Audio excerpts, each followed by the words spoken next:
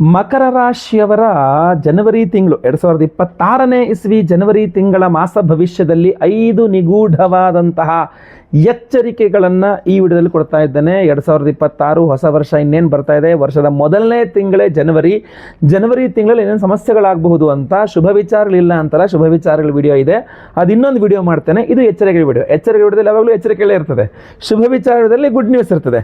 So ಎರಡೂ ಬೇರೆ ಬೇರೆ ವಿಡಿಯೋ ಆಗಿರ್ತದೆ. ಸೊ ದಯವಿಟ್ಟು ಯಾರು ಅಪಾರ್ಥ ಮಾಡಿಕೊಂಡು ಏನು ಬರೀ ಎದುರಿಸ್ತೀರಿ ಹಂಗಾಯ್ತು ಹಿಂಗಾಯ್ತು ಅಂತ ಒಂದಿಷ್ಟು ಕಮೆಂಟ್ ಮಾಡೋದು ದಯವಿಟ್ಟು ಮಾಡಬೇಡಿ.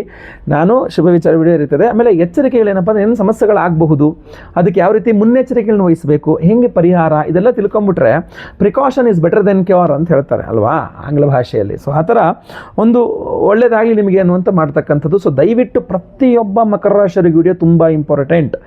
ನೀವು ಒಂದು ಸಹಾಯವನ್ನು ಮಾಡಬೇಕು. ವಾಟ್ಸಪ್, ಫೇಸ್ಬುಕ್, ಮೆಸೆಂಜರ್, ಟೆಲಿಗ್ರಾಮ್ ಎಲ್ಲ ಕಡೆ ಸಾಮಾಜಿಕ ಜಾಲತಾಣಗಳಲ್ಲಿ ಈ ವಿಡಿಯೋನ ಶೇರ್ ಮಾಡಲಿಕ್ಕೆ ಮರಿಬೇಡಿ. ಪ್ರತಿಯೊಬ್ಬ ಮಕರ ರಾಶಿಯವರಿಗೆ ಈ ವಿಡಿಯೋ ರೀಚ್ ಆಗಲೇಬೇಕು, ಎಲ್ಲರೂ ವಿಡಿಯೋ ನೋಡಲೇಬೇಕು, ಗೊತ್ತಾಯ್ತಲ್ವಾ. ಹಾಗೂ ಪರಿಹಾರಗಳು ಮಾಡ್ಕೊಂಡು ಅವರು ಸುಗಮವಾಗಿ ವರ್ಷದ ಮೊದಲನೇ ತಿಂಗಳು ಕಳೀಲಿ ಅನ್ನುವಂಥದ್ದು ಉದ್ದೇಶ. ಹಾಗೂ ನೀವು ಫೇಸ್ಬುಕ್ಕಲ್ಲಿ ನೋಡ್ತಾ ಇದ್ದೀರಾ, ಆಮೇಲೆ ಇನ್ನೂ ಫಾಲೋ ಅಂತ ಬಟನ್ ಕಾಣ್ತಾ ಇದ್ದಾರೆ, ದಯವಿಟ್ಟು ಫಾಲೋ ಮಾಡ್ಕೊಂಬಿಡಿ. ಈ ವಿಡಿಯೋ ಮಿಸ್ ಆಗಿಬಿಡ್ತೀರಾ ಮತ್ತೆ ಸಿಗೋದಿಲ್ಲ ನಿಮಗೆ. ಆಮೇಲೆ ವಿಡಿಯೋನ ಸೇವ್ ಮಾಡಿ ಇಟ್ಕೊಳ್ಳಿ.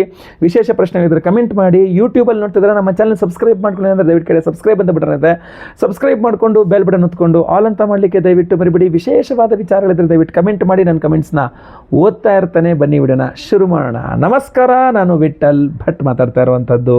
ಮಕರ ರಾಶಿಯವರ ಜನವರಿ ತಿಂಗಳ ಮಾಸ ಭವಿಷ್ಯದಲ್ಲಿ ಮೊದಲನೇ ಎಚ್ಚರಿಕೆ ಏನಪ್ಪ ಅಂದರೆ, ಎಲ್ಲರ ಕಣ್ಣು ನಿಮ್ಮ ಮೇಲೆ ಇರ್ತದೆ ಅಂತ. ಏನಾಗ್ಬಿಡುತ್ತೆ ನೋಡಿ, ಇದರಲ್ಲಿ ಪಾಸಿಟಿವ್ಸು ಇದೆ, ನೆಗೆಟಿವ್ಸು ಇದೆ ಅಂತೇಳಿ. ಪಾಸಿಟಿವ್ಸ್ನ ಶುಭ ವಿಚಾರ ವಿಡಿಯೋದಲ್ಲಿ ಮಾತಾಡ್ತೀನಿ.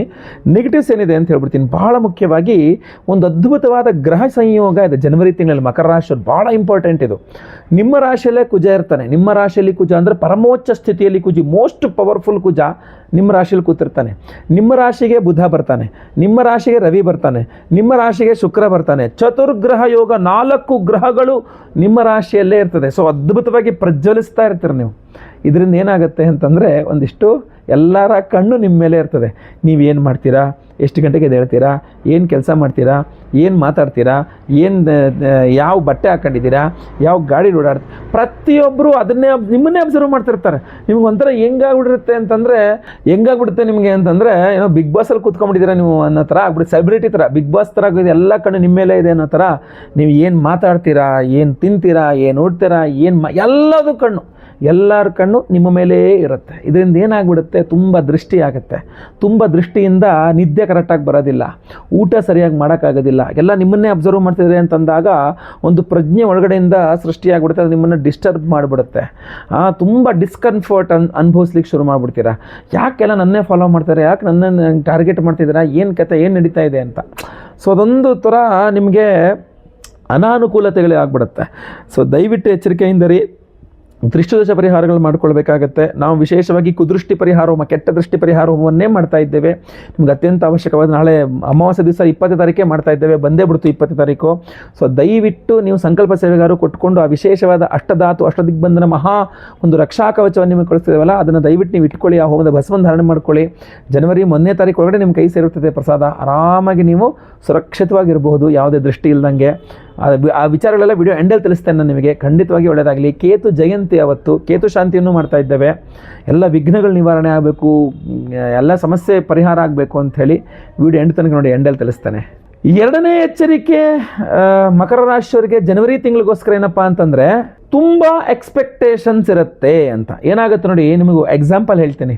ಯಾವ್ದಾರು ಒಬ್ಬ ಡೈರೆಕ್ಟರ್ ಒಂದು ಸೂಪರ್ ಡೂಪರ್ ಫಿಲ್ಮ್ ಕೊಟ್ಬಿಟ್ರು ಅಂತ ಅನ್ಕೊಳ್ಳಿ. ಸೂಪರ್ ಡೂಪರ್ 100 ಕೋಟಿ, 200, 500 ಕೋಟಿ, 1000 ಕೋಟಿ ಬಂದ್ಬಿಡ್ತು, ಅದರಲ್ಲಿ ಬರಗ್ಬಿಟ್ರು ಅಂತಂದರೆ, ಆ ಡೈರೆಕ್ಟರ್ನ ಎರಡನೇ ಮೂವಿ ಇರುತ್ತಲ್ಲ, ತುಂಬ ಎಕ್ಸ್ಪೆಕ್ಟೇಷನ್ಸ್ ಬಂದ್ಬಿಡುತ್ತೆ. ಇವ್ರು ಇನ್ನೂ ನೆಕ್ಸ್ಟ್ ಲೆವೆಲ್ಗೆ ಕಲ್ಕೊಂಡು ಹೋಗಲೇಬೇಕು ಅಂತ.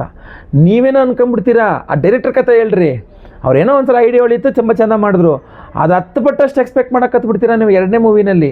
ಆವಾಗ ಆ ಡೈರೆಕ್ಟರ್ ಮೇಲೆ ಏನಾಗುತ್ತೆ ಗೊತ್ತಾ, ಪ್ರೆಷರ್ ಬಿಲ್ಡಪ್ ಆಗುತ್ತೆ.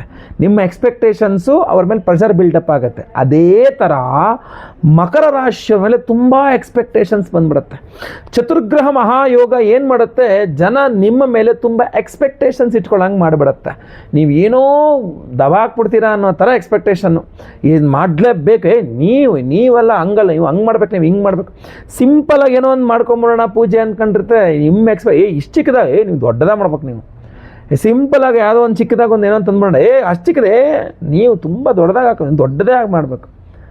ಏನು ರೀ ಇಷ್ಟ ಎಕ್ಸ್ಪೆಕ್ಟೇಷನ್ ಇಟ್ಕೊಂಡ್ಬಿಟ್ರೆ ಹೆಂಗೆ ರೀ, ನಮ್ಮ ಪ್ರೆಷರ್ ಬಿಲ್ಡಪ್ ಆಗುತ್ತೆ. ಆ ಥರ ಮೆಂಟಲ್ ಪ್ರೆಷರ್ ಬಿಲ್ಡಪ್ ಆಗ್ಬಿಡುತ್ತೆ. ಯಾಕೆಂದರೆ ಜನ ನಿಮ್ಮಿಂದ ತುಂಬ ಬಯಸ್ತಾ ಇದ್ದಾರೆ, ತುಂಬ ಎಕ್ಸ್ಪೆಕ್ಟೇಷನ್ ಇಟ್ಕೊಂಡ್ಬಿಟ್ಟವ್ರೆ. ನಿಮ್ಮ ಮನೆಯವರು, ನೆಂಟರಿಷ್ಟರು, ಸ್ನೇಹಿತರು, ಉದ್ಯೋಗ ಮಾಡೋ ಜಾಗದಲ್ಲಿ, ವ್ಯಾಪಾರ ಮಾಡೋ ಜಾಗದಲ್ಲಿ, ಹೊರಗಡೆ ಓಡಾಡೋ ಎಲ್ಲ ನಿಮ್ಮ ಮೇಲೆ ತುಂಬ ಎಕ್ಸ್ಪೆಕ್ಟೇಷನ್ಸ್ ಇಟ್ಕೊಂಡ್ಬಿಡ್ತಾರೆ.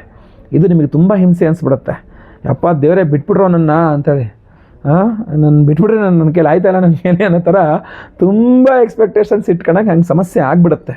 ಸೊ ನೋಡೋಣ ಏನಾಗುತ್ತೆ ಅಂತ ಹೇಳಿ. ಬಹಳ ಮುಖ್ಯವಾಗಿ ಸ್ವಲ್ಪ ಮನೆ ದೇವ್ರು ನೆನೆಸ್ಕೊಂಡು ಮನೆ ದೇವರಿಗೆ ಒಂದು ತುಪ್ಪದ ದೀಪವನ್ನು ಹಚ್ಕೊಳ್ತಾ ಇರಿ. ನೀವು ಪ್ರತಿದಿನ ಮನೆ ದೇವರ ಹೆಸರಲ್ಲಿ ಒಂದು ತುಪ್ಪದ ದೀಪ ಹಚ್ಚಬೇಕು. ನೀವು ಆ ತುಪ್ಪದ ದೀಪವನ್ನು ನೀವು ಹಚ್ತಾ ಬಂದರೆ ನೀವು ಆ ಎಕ್ಸ್ಪೆಕ್ಟೇಷನ್ಸ್ನ ಮೀಟ್ ಮಾಡೋಕ್ಕಾಗತ್ತೆ. ನಿಮಗೆ ತುಂಬ ನೀಟಾಗಿ ಅವರವರ ಒಂದು ಏನು ನಿಮ್ಮ ಬಗ್ಗೆ ಅಪೇಕ್ಷಿಸ್ತಾರೋ ಅದನ್ನು ನೀವು ಕರೆಕ್ಟಾಗಿ ಇದು ಮಾಡ್ತೀರಾ ಅಂತ. ಸೊ ಅದರಿಂದ ಅದೊಂದಿರಲಿ. ಇಲ್ಲ ಅಂತಂದರೆ ಬಹಳ ಮುಖ್ಯವಾಗಿ ಕೇತು ಶಾಂತಿ, ಯಾಕೆಂದರೆ ವಿಘ್ನಗಳು ನಿವಾರಣೆಯಾಗಿ ನಿರ್ವಿಘ್ನವಾಗಿ ಕೆಲಸಗಳಾಗಬೇಕು. ನಿಮಗೆ ಕುದೃಷ್ಟಿ ಪರಿಹಾರ ಹೋಮ, ನಿಮ್ಮ ದೃಷ್ಟಿದೋಷಗಳೆಲ್ಲ ಪರಿಹಾರ ಆಗಬೇಕು. ಹಲವಾರು ವಿಶೇಷವಾದಂಥದ್ದು ಹೋಮಗಳು ಮಾಡ್ತಾರೆ. ಶತ್ರುಗಳೆಲ್ಲ ನಿಗ್ರಹ ಆಗಬೇಕು. ಬಗಳಾಮುಖಿ ಹೋಮ ತುಂಬ ಅನುಕೂಲವಾಗುವಂಥದ್ದು, ವಿಶೇಷವಾದ ಪ್ರಸಾದ.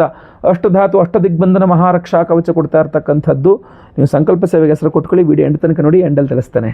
ಮೂರನೇ ಎಚ್ಚರಿಕೆ ಮಕರ ರಾಶಿಯವರಿಗೆ ಜನವರಿ ತಿಂಗಳಿಗೋಸ್ಕರ ಏನಪ್ಪ ಅಂತಂದರೆ, ಯಾವುದೇ ಆಧಾರ ಇಲ್ಲದೆ, ಯಾವುದೇ ಸಾಕ್ಷಿ ಇಲ್ಲದೆ, ನಿಮ್ಮ ಹತ್ರ ಕೂಡ ಯಾವುದೇ ಕ್ಲಾರಿಫಿಕೇಷನ್ ಕೂಡ ಕೇಳದೆ ನಿಮ್ಮ ಮೇಲೆ ಆರೋಪವನ್ನು ಹೊರಿಸಲಾಗ್ತದೆ ನೀವು ಸರಿ ಇಲ್ಲ ಅಂತ. ಯಾವುದೇ ಆಧಾರ ಇಲ್ಲ ನೀವು ಆ ತಪ್ಪು ಮಾಡಿದ್ದೀರಾ ಅನ್ನೋದಕ್ಕೆ, ಯಾವುದೇ ಸಾಕ್ಷಿ ಇಲ್ಲ ನೀವು ಆ ತಪ್ಪು ಮಾಡಿದ್ದೀರಾ ನಾನು ಸಾಕ್ಷಿ ಅಂತ ಹೇಳೋದಕ್ಕೆ, ಅಥವಾ ನಿಮ್ಮ ಹತ್ರ ನೀನು ಮಾಡಿದ್ಯಾ ಅಂತಲೂ ನಿಮ್ಮ ಹತ್ರ ಕೇಳೋದು ಇಲ್ಲ. ಅಪ್ಪ ಈ ಥರ ಅನುಮಾನ ಬರ್ತದೆ, ನೀನು ಸ್ಪಷ್ಟೀಕರಣ ಕೊಡ್ತೀಯನಪ್ಪ ಅಂತಲೂ ಕೇಳೋದಿಲ್ಲ, ಕೊಡ್ತೀಯನಮ್ಮ ಅಂತಲೂ ಕೇಳೋದಿಲ್ಲ. ನಿಮ್ಮ ಹತ್ರ ಸ್ಪಷ್ಟೀಕರಣವೂ ಕೇಳೋದಿಲ್ಲ, ಅವ್ರ ಹತ್ರ ಯಾವ ಆಧಾರನೂ ಇರೋದಿಲ್ಲ. ಸುಮ್ಮನೆ ಊಹಾಪೋಹದ ಮೇಲೆ ನಿಮ್ಮ ಮೇಲೆ ಒಂದಿಷ್ಟು ಆರೋಪಗಳು ಮಾಡ್ಬಿಡೋದು, ನೀವು ಸರಿ ಇಲ್ಲ, ನೀವೇ ತಪ್ಪು ಮಾಡಿದ್ದೀರ ಅನ್ನೋ ಥರ. ಸೊ ಇದು ನಿಮ್ಮ ಮೇಲೆ ಹೊರಿಸುವ ಈ ಆಪಾದನೆಗಳಿಂದ ನೀವು ತುಂಬ ಜರ್ಜರಿತರಾಗ್ತೀರ. ನಾನು ತಪ್ಪು ಮಾಡಿದ್ದೀನಿ ಅಂತ ನಿಮ್ಗೆ ಅನಿಸಿದ್ರೆ ಸಾಕ್ಷಿ ಕೊಡ್ರಿ, ಅಥವಾ ನಾನು ತಪ್ಪು ಮಾಡಿದ್ದೀನಿ ಅಂತ ನಿಮಗೆ ಅನಿಸಿದ್ರೆ ನೀವು ಅದಕ್ಕೇನು ಪ್ರೂಫ್ ಇದೆ ಕೊಡ್ರಿ. ಇಲ್ಲ, ಯಾವ ಪ್ರೂಫು ಇಲ್ಲ. ನೀನು ಪ್ರೂಫೇ ಸಿಗದೇ ರೀತಿ ನೀನು ತಪ್ಪು ಮಾಡಿದ್ಯಾ, ಸಾಕ್ಷಿನೇ ಇಲ್ದಿರೋ ಥರ ನೀನು ತಪ್ಪು ಮಾಡಿದ್ಯಾ, ಅಷ್ಟು ಬೆಣ್ಣೆಲ್ಲಿ ಕೂದಲು ತೆಗೆದಂಗೆ ತಪ್ಪು ಮಾಡಿದ್ಯಾ ಅಂತ ಆರೋಪಗಳು. ಅಟ್ಲೀಸ್ಟ್ ನನ್ನ ಕ್ಲಾರಿಫಿಕೇಷನ್ ಕೇಳಿಸ್ಕೊಳ್ರಪ್ಪ, ನಾನು ಆ ದಿವಸ ಅಲ್ಲಿ ಇರಲಿಲ್ಲ ಅಥವಾ ಹಿಂಗೆ ಮಾಡಿದ್ದಿಲ್ಲ, ನಂದು ಯಾವುದೇ ಪಾತ್ರ ಇಲ್ಲ, ನಾನು ಬೇಕಾದ್ರೆ ಕ್ಲಾರಿಫೈ ಮಾಡ್ತೀನಿ, ನೀನು ಮಾತಾಡಬೇಡ, ಸುಮ್ಮನೆ ಕುತ್ಕೊಂಬಿಡು, ಈಗಲೇ ಆಗ್ತಾನೆ ನನ್ನ ಕೇಳಿ, ಮಾತಾಡಮ್ಮ ನೀನು, ಮಾತಾಡಪ್ಪ ನೀನು ಅಂತ. ನಿಮಗೆ ಅಟ್ಲೀಸ್ಟ್ ಅವಕಾಶ ಕೊಡಬೇಕಲ್ಲ ಮಾತಾಡೋಕ್ಕೆ, ಅದನ್ನೂ ಕೊಡಲ್ಲ. ಸೀಲ್ ಮುಗಿದಾಯ್ತು, ನಾವು ಹೇಳ್ತಾ ಇದ್ದೀವಿ ನೀನು ತಪ್ಪು ಮಾಡಿದ್ಯಾ ಅಂತ. ಇದು ಬಹಳ ವಿಚಿತ್ರ, ಬಹಳ ನಿಮಗೆ ಹಿಂಸೆ ಆಗುತ್ತೆ. ಇದರಿಂದ ಪರಿಹಾರ ಬಗಳಾಮುಖಿ ದೇವಿ ಮಾತ್ರ ಕೊಡಲಿಕ್ಕೆ ಸಾಧ್ಯ. ಅದನ್ನು ನಾವು ಮಾಡ್ತಾ ಇದ್ದೇವೆ. ಆ ಪ್ರಸಾದ ನಿಮಗೆ ಕಾಪಾಡಲಿಕ್ಕೆ ಸಾಧ್ಯ. ದಯವಿಟ್ಟು ಸಂಕಲ್ಪ ಸೇವೆಗೊಂದು ಕೊಟ್ಕೊಳ್ಳಿ. ವಿಡಿಯೋ ಎಂಡಲ್ಲಿ ಅದ್ರ ಬಗ್ಗೆ ತಿಳಿಸ್ತಾನೆ. 4ನೇ ಎಚ್ಚರಿಕೆ ಮಕರ ರಾಶಿಯವರಿಗೆ ಜನವರಿ ತಿಂಗಳಲ್ಲಿ ಏನಪ್ಪ ಅಂತಂದರೆ, ಬುಧ ಗ್ರಹ ಷಷ್ಠ್ಯಾಧಿಪತಿ. ಬುಧ ನಿಮಗೆ ಅನುಕೂಲವನ್ನು ಕೊಡ್ತಾನೆ, ಅದೃಷ್ಟವನ್ನು ಕೊಡ್ತಾನೆ, ದೃಷ್ಟಿಯನ್ನು, ಸಮಸ್ಯೆಯನ್ನು, ಸಾಲವನ್ನು ಕೊಡ್ತಾನೆ. ಏನಾಗುತ್ತೆ, ಈ ಷಷ್ಠ್ಯಾಧಿಪತಿಯಾಗಿ ಬುಧಗ್ರಹ ನಿಮ್ಮ ರಾಶಿಯಲ್ಲಿಯೇ ಇರ್ತಾನೆ ಅಂತಂದಾಗ ಆಟೋಮೆಟಿಕಲಿ ನಿಮಗೆ ದೃಷ್ಟಿ ಜಾಸ್ತಿ ಆಗ್ಬಿಡುತ್ತೆ. ಎಲ್ಲರ ಕಡೆ ನಿಮ್ಮ ಮೇಲೆ ಬಂದ್ಬಿಡುತ್ತಲ್ಲ, ದೃಷ್ಟಿ ಜಾಸ್ತಿ ಆಗಿಬಿಡುತ್ತೆ. ಈ ದೃಷ್ಟಿ ದೋಷದಿಂದಾಗಿ ಬಹಳಷ್ಟು ಸಮಸ್ಯೆಗಳಾಗತ್ತೆ. ನೀವು ಮಾಡದೇ ಇರೋ ತಪ್ಪುಗಳು ನಿಮ್ಮ ಮೇಲೆ ಬರುವಂಥದ್ದು ಇರ್ಬೋದು, ಅಥವಾ ನಿಮ್ಮಿಂದ ತುಂಬ ಎಕ್ಸ್ಪೆಕ್ಟೇಷನ್ ಇಟ್ಕೊಂಡು ಅದನ್ನು ನೀವು ಮೀಟ್ ಮಾಡೋಕ್ಕಾಗದೇ ಇರ್ಬೋದು, ಅಥವಾ ಈ ದೃಷ್ಟಿ ದೋಷದಿಂದಾಗಿ ಆರೋಗ್ಯ ಬಾಧೆ. ಇದು ಬಹಳ ಟಾಪ್ ವಿಚಾರ. ಇಂಪಾರ್ಟೆಂಟ್ ವಿಚಾರ ಅಂತಂದರೆ, ಷಷ್ಠ್ಯಾಧಿಪತಿ ಯಾವಾಗ ನಿಮ್ಮ ರಾಶಿಯಲ್ಲಿರ್ತಾನೋ ನಿಮಗೆ ಆವಾಗ ಆರೋಗ್ಯ ಬಾಧೆಗಳು ಜಾಸ್ತಿ ಆಗಿಬಿಡುತ್ತೆ. ನಿಮಗೆ ಅಷ್ಟಮಾಧಿಪತಿಯು ನಿಮ್ಮ ರಾಶಿಯಲ್ಲೇ ಇರ್ತಾನೆ, ಅದು ಶನಿಯ ಮನೆ ಬೇರೆ ಮಕರ ಅಂದರೆ. ಸೊ ವೈರಿಯ ಮನೆಯಲ್ಲಿ ಅಷ್ಟಮಾಧಿಪತಿ ಇದ್ದಂಗಾಯಿತು, ಷಷ್ಠ್ಯಾಧಿಪತಿ ಜೊತೆಗೆ ಅಲ್ಲಿಗೆ ಬುಧಾದಿತ್ಯ ಯೋಗ ಆಗೋಯಿತು, ಆರೋಗ್ಯ ಕೈ ಕೊಟ್ಟುಬಿಡ್ತು ಅಂತ. ಸೊ ಮಕರ ರಾಶಿಯವ್ರಿಗೆ ಏನಾಗ್ಬಿಡುತ್ತೆ, ತುಂಬ ಅತಿಯಾಗಿ ಯೋಚನೆ ಮಾಡಿ ತಲೆನೋವು ಬಂದುಬಿಡ್ತು. ತುಂಬ ಕಷ್ಟಪಟ್ಟು ಕೆಲಸ ಮಾಡಬೇಕು ಅಂತ ಕೆಲಸ ಜಾಸ್ತಿಯಾಗಿ, ಪ್ರೆಷರ್ ಜಾಸ್ತಿಯಾಗಿ ಆರೋಗ್ಯ ಬಾಧೆ ಆಗೋಯಿತು. ಟೈಮ್ ಟು ಟೈಮ್ ಊಟ ಮಾಡೋಕ್ಕಾಗಿಲ್ಲ, ಆರೋಗ್ಯ ಬಾಧೆ ಆಗೋಯಿತು. ಗ್ಯಾಸ್ಟ್ರಿಕ್ ಪ್ರಾಬ್ಲಮ್ ಆಗೋಯಿತು, ಮತ್ತೊಂದಾಗೋಯಿತು. ಕಣ್ಣು ನೋವು, ನಿದ್ರೆ ಮಾಡದೆ ಕೆಲಸ ಮಾಡಿ ಕಣ್ಣು ನೋವು ಆಗೋಯಿತು, ತಲೆನೋವು ತುಂಬ ಬಂದುಬಿಡ್ತು. ನಿಮ್ಮ ಜೀವನ ಕ್ರಮ ಹಾಳು ಮಾಡಿಕೊಂಡು ನಿಮ್ಮ ಆರೋಗ್ಯವನ್ನು ಹಾಳು ಮಾಡ್ಕೊಬಿಡ್ತೀರಾ 100%. ಸೊ ಮಕರ ರಾಶಿಯವರು ದಯವಿಟ್ಟು ನಿಮ್ಮ ಆರೋಗ್ಯದ ಬಗ್ಗೆ ಗಮನ ಹರಿಸಿ. ನಿಮ್ಮ ಆರೋಗ್ಯ ನಿಮಗೆ ತುಂಬ ಇಂಪಾರ್ಟೆಂಟ್. ನಿಮಗೆ ಕೆಲಸಗಳು ಮಾಡೋದು ಇಂಪಾರ್ಟೆಂಟ್ ಅಲ್ಲ, ಆರೋಗ್ಯವೇ ಭಾಗ್ಯ. ಅದಕ್ಕೆ ನೀವು ಅದ್ರ ಬಗ್ಗೆ ಗಮನನೇ ಹರಿಸ್ತಾ ಇಲ್ಲ. ಯಾವುದೊಂದು ಮಾತ್ರೆ ನುಂಗ್ದ, ಏನೋ ತಿಂದ, ಮತ್ತೊಂದೇನು ಮಾಡ್ದೆ, ಇಲ್ಲ, ತಪ್ಪು. ದಯವಿಟ್ಟು ಅರ್ಥ ಮಾಡ್ಕೊಳ್ಳಿ, ಅದು ತಪ್ಪು. ನೀವು ಆರೋಗ್ಯದ ಬಗ್ಗೆ ಗಮನ ಹರಿಸಬೇಕು. ನಿಮ್ಮ ಆರೋಗ್ಯ ಕೆಡುವ ಸಾಧ್ಯತೆಗಳು ತೀರಾ ಜಾಸ್ತಿ ಇದೆ. ಆಮೇಲೆ ಆರೋಗ್ಯ ಕೆಡುವ ಅನ್ನೋದಕ್ಕಿಂತನೂ ನೀವು ನಿಮ್ಮ ಆರೋಗ್ಯದ ಬಗ್ಗೆ ತಾತ್ಸಾರ ಮಾಡುವಂಥ ಸಾಧ್ಯತೆಗಳು ತುಂಬ ಜಾಸ್ತಿ ಇದೆ. ನೀವು ಅದನ್ನು ಗಮನಿಸೋದೇ ಇಲ್ಲ, ಅದಕ್ಕೆ ಒಂದು ಪ್ರಾಮುಖ್ಯತೆನೇ ಕೂಡ ನಿಮ್ಮ ಆರೋಗ್ಯದ ಅದು ಆಗ್ತಾ ಇರ್ತದೆ. ಹೊಟ್ಟೆ ನೋವು ಬರ್ತಾ ಇರುತ್ತೆ, ಕಾಲು ನೋವು ಬರ್ತಾ ಇರುತ್ತೆ, ನಮ್ಮ ಕೆಲಸ ಮಾಡ್ಕೊಂಡು ಹೋಗ್ಬೇಕು. ತಲೆನೋವು ಇರ್ತದೆ, ನಮ್ಮ ಕೆಲಸ ನಾವು ಮಾಡ್ಕೊಂಡು ಹೋಗ್ಬೇಕು. ಸೊ ಅದೇನಾಗ್ಬಿಡುತ್ತೆ, ನೀವು ನಿಮ್ಮ ಶರೀರವನ್ನು ತಾತ್ಸಾರ ಮಾಡಿದ್ರೆ, ಆರೋಗ್ಯವಾದ ಏನಾದ್ರು ತಾತ್ಸಾರ ಮಾಡಿದ್ರೆ ಆಮೇಲೆ ಅದು ನಿಮ್ಮನ್ನು ತಾತ್ಸಾರ ಮಾಡೋಕೆ ಹತ್ಬಿಡುತ್ತೆ. ಅವಾಗ ಇನ್ನೂ ಸಮಸ್ಯೆಗಳಾಗ್ಬಿಡುತ್ತೆ. ಎಚ್ಚರ ವಹಿಸಬೇಕು. ಪರಿಹಾರಾದಿಗಳು ಬಗಳಾಮುಖಿ ತುಂಬ ಇಂಪಾರ್ಟೆಂಟು. ವಿಶೇಷವಾಗಿ ಶನಿ ಅಷ್ಟೋತ್ರಗಳನ್ನು ಪಠನೆ ಮಾಡಿ, ವಿಷ್ಣು ಸಹಸ್ರನಾಮಗಳನ್ನು ಪಠನೆ ಮಾಡ್ಕೊಳ್ಳಿ. ಆಮೇಲೆ ಆದಿತ್ಯ ಹೃದಯ ಸ್ತೋತ್ರ ಎಲ್ಲ ನಿಮಗೆ ಆಗೋ ಆರೋಗ್ಯವನ್ನು ಕಾಪಾಡ್ತಕ್ಕಂಥದ್ದು. ಇಲ್ಲ ವಿಶೇಷವಾಗಿ ನಾವು ವಿಶೇಷ ಹೋಮಗಳನ್ನು ಮಾಡಿ ಪ್ರಸಾದ ಕೊಡ್ತಾ ಇದ್ದೇವೆ. ಖಂಡಿತವಾಗಿ ಒಳ್ಳೆಯದಾಗಲಿ. ಮಕರ ರಾಶಿಯವರಿಗೆ 5ನೇ ಎಚ್ಚರಿಕೆ ಜನವರಿ ತಿಂಗಳಿಗೋಸ್ಕರ ಏನಪ್ಪ ಅಂತಂದರೆ, ಸಾಲಗಳು, ವಿಚಿತ್ರವಾದಂತಹ ಸಾಲಗಳಲ್ಲಿ ನೀವು ಸಿಗಲ್ಕೊಳ್ಳುವ ಸಾಧ್ಯತೆ ಇದೆ. ಷಷ್ಠ್ಯಾಧಿಪತಿ ಬುಧ, ಅಷ್ಟಮಾಧಿಪತಿಯಾದ ರವಿ, ಅಷ್ಟಮಾಧಿಪತಿ ಷಷ್ಠ್ಯಾಧಿಪತಿಯ ಯುತಿ ನಿಮ್ಮ ರಾಶಿಯಲ್ಲಿ, ಅಲ್ಲಿ ಪರಮೋಚ್ಚ ಸ್ಥಿತಿಯಲ್ಲಿ ಕುಜ, ಅವನು ಸಾಲಕ್ಕೆ ಒಂದು ರೀತಿಯಲ್ಲಿ ಕಾರಣಭೂತನಾಗಿರ್ತಾನೆ, ಋಣಕಾರಕನಾಗಿರ್ತಾನೆ. ಸೊ ಈ ಕಾಂಬಿನೇಷನ್ ಏನು ತೋರಿಸ್ತಾ ಇದೆ ಅಂದರೆ, ವಿಚಿತ್ರವಾದಂಥ ಒಂದು ಸಾಲದ ಸುಳಿಯಲ್ಲಿ ಮಕರ ರಾಶಿಯವರು ಸಿಲುಕಿಕೊಳ್ಳುವ ಸಾಧ್ಯತೆ ಇದೆ ಅಂತ. ಆ ದುಡ್ಡನ್ನು ನಿಮಗೆ ಬಳಕೆಗೆ ಬರಲ್ಲ, ಸುಮ್ಮನೆ ಸಾಲ ಆಗೋಯ್ತು ಅಂತ, ವೇಸ್ಟ್ ಆಗೋಯ್ತು, ಸುಮ್ಮನೆ ಸಾಲ ಆಗೋಯ್ತು. ಈಗ ಸಾಲ ಬೇರೆ ತೀರಿಸ್ಕೊಂಡು ಕೂತ್ಕೊಂಡಿರ್ಬೇಕು ಅಂತ. ಉದಾಹರಣೆಗೆ ಈ ಕ್ರೆಡಿಟ್ ಕಾರ್ಡ್ ಬಳಸ್ಬಿಟ್ಟು ನೀವು ಒಂದು ಮೊಬೈಲ್ ತಗೊಂಬಿಟ್ರಿ ಅಂತ ಅನ್ಕೊಳ್ಳಿ. ಮೊಬೈಲು ಏನು ಪ್ರಯೋಜನ ಇಲ್ಲ, ವೇಸ್ಟ್ ಮೊಬೈಲ್ ಅಥವಾ ಹಾಳಾಗೋಯ್ತು ಅಂತ ಅನ್ಕೊಳ್ಳಿ. ರಿಟರ್ನ್ ಪಾಲಿಸಿನೂ ನಿಮಗೆ ಸರಿಯಾಗಿ ಕೊಡಲಿಲ್ಲ ಅಂತ ಅನ್ಕೊಳ್ಳಿ. ಈಗ ಮೊಬೈಲು ಇಲ್ಲ, ಈ ಕಡೆ ಕ್ರೆಡಿಟ್ ಕಾರ್ಡ್ ಉಜ್ಜಿರೋದ್ರಿಂದಾಗಿ ಇಲ್ಲಿ EMI ಕಟ್ಟಬೇಕು. ಸೊ ಅಲ್ಲೂ ಕೆಟ್ಟ ಇಲ್ಲೂ ಕೆಟ್ಟ ಅನ್ನೋ ಥರ ಎರಡು ಕಡೆ ಲಾಸ್ ಅಲ್ವಾ. ಈ ಥರ ಉದಾಹರಣೆ ನಾನು ನಿಮಗೆ ಕೊಟ್ಟಿದ್ದು. ಈ ಥರ ನಿಮಗೆ ಸ್ವಲ್ಪ ವ್ಯರ್ಥವಾದ ಸಾಲಗಳು ಜಾಸ್ತಿ ಆಗುವ ಸಾಧ್ಯತೆ, ಜೊತೆಗೆ ಶತ್ರುಗಳ ಕಾಟ. 6ನೇ ಮನೆ ಅಂದರೆ ಶತ್ರು, ಅವ್ನು ನಿಮ್ಮ ರಾಶಿಯಲ್ಲಿರ್ತಾನೆ, ತುಂಬ ಶತ್ರುಗಳ ಸಂಖ್ಯೆ ಜಾಸ್ತಿ ಆಗಿಬಿಡುತ್ತೆ. ಅಲ್ಲೇನಾಗ್ಬಿಡುತ್ತೆ, ಶತ್ರುಗಳ ಸ್ವರೂಪದಲ್ಲಿ ಸಾಲ ಬರ್ತದೋ, ಸಾಲದ ಸ್ವರೂಪದಲ್ಲಿ ಶತ್ರುಗಳು ಬರ್ತಾನೋ ಗೊತ್ತಿಲ್ಲ. ಒಟ್ಟು ನಿಮ್ಮನ್ನು ಸರಿಯಾಗಿ ಲಾಕ್ ಮಾಡ್ಕೊಂಬಿಡ್ತಾರೆ ಶತ್ರುಗಳು. ಮಾತ್ರ ಸರಿಯಾಗಿ ಸಿಗಾಕೊಂಬಿಡ್ತೀರ ಅವ್ರ ಹತ್ರ. ತಪ್ಪಿಸ್ಕೊಳ್ಳೋಕ್ಕೆ ಆಗದಿರಂಗೆ ಸಿಗಾಕೊಂಬಿಡ್ತೀರಾ ಅಂತ. ಇಲ್ಲಿ ತಪ್ಪಿಸ್ಕೊಳ್ಳೋಕ್ಕೆ ಆಗಲ್ವಲ್ರಿ, ಇಲ್ಲಿ ನಾನು ಕೊಡಲೇಬೇಕು, ಈಗ ಹೆಂಗೆ ಮಾಡೋದು, ಇದಕ್ಕೆ ಈ ಸಮಸ್ಯೆ ಒಳ್ಳೆ ವಿಚಿತ್ರವಾಗಿ ಬಂದ್ಬಿಡ್ತಲ್ಲ ಇದು ಅನ್ನೋ ಥರ. ಸೊ ಈ ಶತ್ರುಕಾಟ ನಿಗ್ರಹ ಆಗಬೇಕು ಅಂತಂದರೆ ಬಗಳಾಮುಖಿ, ಶತ್ರು ನಿಗ್ರಹ ಬಗಳಾಮುಖಿ ಆರಾಧನೆ. ಸಾಲಗಳಿಗೆ ಷಷ್ಠ್ಯಾಧಿಪತಿಯಾದ ಬುಧನ ಆರಾಧನೆ. ಇಲ್ಲಿ ರವಿ ಶಾಂತಿ, ಬುಧ ಶಾಂತಿ, ಗ್ರಹಗಳ ಶಾಂತಿಯನ್ನು ಮಾಡಿ. ವಿಶೇಷವಾಗಿ ನಾವು ಕೇತು ಶಾಂತಿಯನ್ನು ಮಾಡ್ತೀವಿ, ಅಷ್ಟಮದಲ್ಲೇ ಕೇತು ಇರೋದ್ರಿಂದ. ಜೊತೆಯಲ್ಲಿ ಬಗಳಾಮುಖಿ ಹೋಮವನ್ನು ಮಾಡ್ತಾ ಇದ್ದೇವೆ ಆಯ್ತಲ್ಲ. ನಿಮಗೆಲ್ಲ ಏನೇನು ಅವಶ್ಯಕತೆ ಅದೇ ಮಾಡ್ತಾ ಇರ್ತದೆ. ವಿಶೇಷವಾದಂಥ ಪರಿಹಾರ, ವಿಶೇಷ ಪ್ರಸಾದವೂ ಸಹ ಇದೆ, ಅದನ್ನು ನೀವು ತಿಳ್ಕೊಳ್ಬೇಕು. ಮೊದಲು ಡಿಸೆಂಬರ್ 20ನೇ ತಾರೀಕು ಶನಿವಾರ ಅಮಾವಾಸ್ಯೆಯ ದಿವಸ ನಮ್ಮ ಯಾಗಶಾಲೆಯಲ್ಲಿ ನಿಮ್ಮೆಲ್ಲರ ಸಮಸ್ಯೆಗಳ ಪರಿಹಾರಕ್ಕೋಸ್ಕರ ವಿಶೇಷವಾದಂತಹ ಪರಿಹಾರಗಳನ್ನು ಮಾಡ್ತಾ ಇದ್ದೇವೆ. ಅದರಲ್ಲಿಯೂ ಸಹ ನಿಮ್ಮ ದೃಷ್ಟಿದೋಷ, ಮಾಟಮಂತ್ರ, ಶತ್ರು ಬಾಧೆ ಇದೆಲ್ಲ ಪರಿಹಾರಕ್ಕೋಸ್ಕರವಾಗಿಯೇ ಶತ್ರು ನಿಗ್ರಹ ಬಗಳಾಮುಖಿ ಹೋಮವನ್ನು ಮಾಡ್ತಾ ಇದ್ದೇವೆ. ಆ ಬಗಳಾಮುಖಿ ಹೋಮ ವರ್ಷಕ್ಕೆ ಒಂದೇ ಸಲ ಮಾಡ್ತಕ್ಕಂಥದ್ದು. ನಿಮಗೋಸ್ಕರ ಈ ಮಾರ್ಗಶೀರ್ಷ ಅಮಾವಾಸ್ಯೆ 20ನೇ ತಾರೀಕಿನ ದಿವಸ ಮಾಡ್ತಾ ಇದ್ದೇವೆ, ಶನಿವಾರದ ದಿವಸ ಮಾಡ್ತಾ ಇದ್ದೇವೆ. ಸಂಕಲ್ಪ ಸೇವೆಗೆ ನಿಮ್ಮ ಹೆಸರು ಕೊಟ್ಕೊಳ್ಬಹುದು. ನಿಮ್ಮೆಲ್ಲ ದೃಷ್ಟಿದೋಷ, ಮಾಟಮಂತ್ರ, ಶತ್ರುಬಾಧೆಗಳೆಲ್ಲ ಪರಿಹಾರವಾಗಬೇಕು ಅಂತ.